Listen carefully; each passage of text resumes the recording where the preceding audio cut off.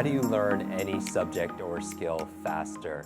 Welcome to day one of your Superbrain Mini Quest. I am your Superbrain coach, Jim Quick of Quick Learning, and I'm here as always to help you to learn quickly. And that's the theme of our day together. I'm going to share with you a four-step process for learning any subject or any skill faster. Imagine I am your genie and I could magically grant you any one wish that you have. What subject or skill would you ask for? Think about it. Would it be Mandarin? Would it be martial arts? Would it be marketing? Would it be music? What subject would you like to become a master at? So I want you to think about that. Also, when I say this, like, Jim, if you're a genie, I want to grant, please grant me a wish. What wish would you ask for? So obviously you want to ask for more wishes. It's kind of like learning to learn anything. If you want to learn any subject or skill faster, the number one thing, the equivalent of asking for more wishes, is learning how to learn. Because if you can learn how to learn, you can learn anything faster. And that's what we're going to cover right now. So let's get into it.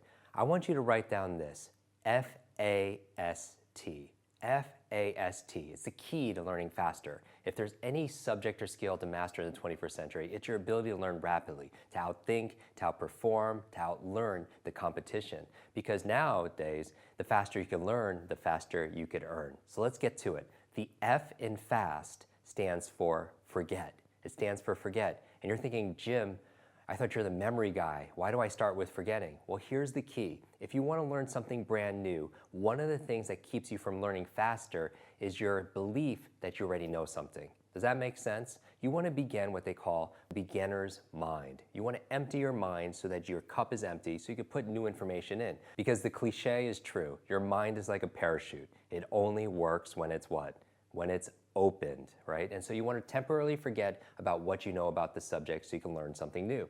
The other things I would say to forget, two more things. Number two is forget about situational things. What do I mean by that? A lot of people don't learn faster because their mind is thinking about other things. They're thinking about the kids, they're thinking about their job, they're thinking about their business and their clients.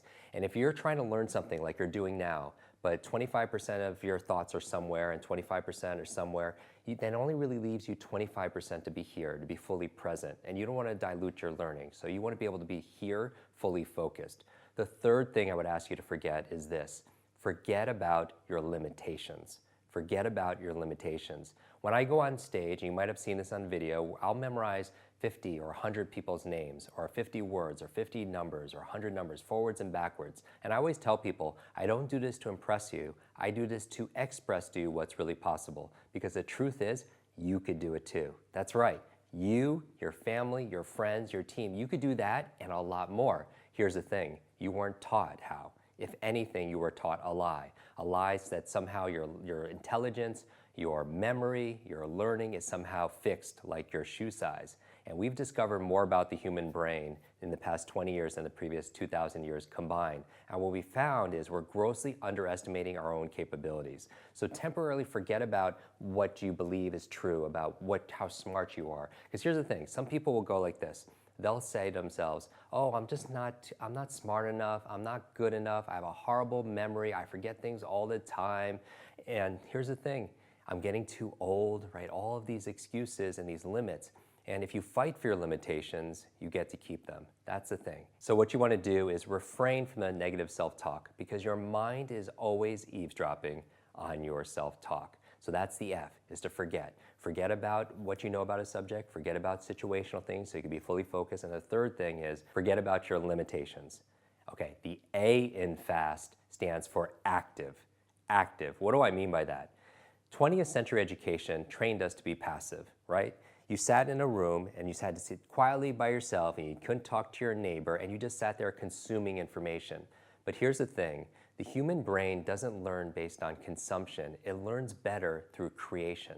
Let me say that again. You don't learn just by being lectured to and consuming information. You learn by rolling up your sleeves and getting involved and actually co-creating that experience. So the A in FAST stands for active. How can you be more active in your learning?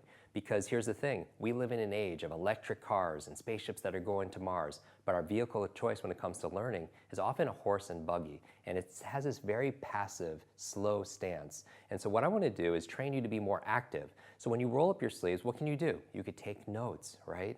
You could also what? You could ask lots of questions. You could put comments, in our mini quest also as well. There's all kinds of ways that you get active in your learning. Because here's the thing, learning is not a spectator sport. Learning is not a spectator sport. The S in FAST stands for state. State. Now, when I say state, what do I mean by that? I mean a snapshot of your mood, of your mind and your body, how you feel. Because here's the key to long-term memory. Information combined with emotion becomes a long-term memory. Information combined with emotion becomes a long-term memory. And you know that, don't you? Is there a song or a fragrance or a food that could take you back to when you're a child? Of course, because that information was combined with emotion, and that's what drove it really deep into your long-term memory. So the challenge is, in our 20th century education, what was the primary emotion you felt back in school? For most people, they primarily felt two: boredom or they were confused. They were in school, they were bored because they were being lectured to. And if you're on a scale of 0 to 10 and your emotion is boredom, what's that? That's like a 0, right? But anything times 0 is what? Is 0. So that's why a lot of people don't remember the things that they learn. And memory is so important because even Socrates said, learning is remembering. Learning is remembering. So how do you add more emotion into your body, into your mind? Because you control it, don't you? You control it. Who controls how you feel? Right? This is the difference, and this is what the metaphor that I use. Imagine the difference between a thermometer and a thermostat. What's the difference between a thermometer and a thermostat? A thermometer does what? It just reacts to the environment. That's its primary function. It reacts to the environment.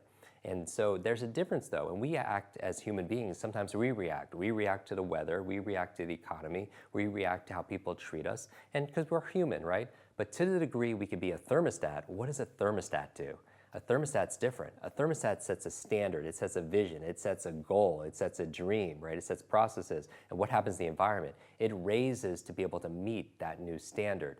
And so you want to be more of the thermostat because you know what all leaders, what all super brains know, that success is an inside-out process. That to take the invisible in your mind and make it visible in the world, it takes effort. And one of the things besides visualizing it is you need to be able to feel it. I believe success has a three-part process. It goes from your head to your heart to your hands.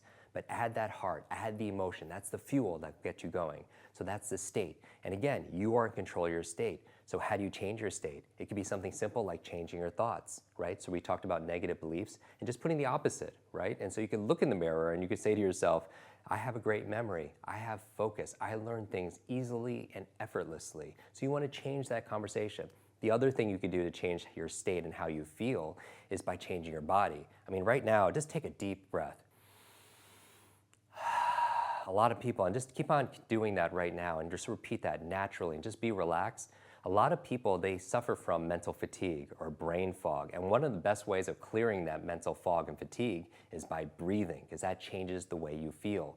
Your brain is only 2% of your body mass on average, but it requires 20% of the nutrients. Make sure you feed your brain. And the most important thing is you feed it with oxygen. So that's your state. And finally, as you're going through this program and everything else beyond it, the T in FAST stands for teach. The T in FAST stands for teach. Now, what do I mean by that? I mean, you learn it to teach it to somebody else. We learn faster any subject or skill if we have the intention of passing it forward, paying it forward, be able to learn it so we can share it with somebody else. So here's the thing. If I asked you to teach this tomorrow to your best friend, to your significant other, to one of your children, to somebody on your team, to one of your clients, will your focus be better? Of course it will. You'll focus better. Will you have better concentration? Certainly. Would you take notes better? Of course. Would you ask better questions? For sure. And so you want to be able to learn something so you could teach it to somebody else. Because here's what you want to remember. When you teach something, you get to learn it twice. When you teach something, you get to learn it twice. So let's do our quick review right now. I want you to say it out loud. What does the F in FAST stand for? It stands for forget. Right? What do you want to forget? You want to forget what you already know about the subject temporarily so you can learn something new. What are the other things you want to forget? Forget about situational things so you can be fully focused here in the moment with me. And then finally, forget about your limitations, because if you argue for your limits, you get to keep them. What does the A in FAST stand for? Say it out loud. It stands for Active. You want to roll up your sleeves and get involved. Learning is not a spectator sport. Ask questions, post comments, take lots of notes. The S stands for what?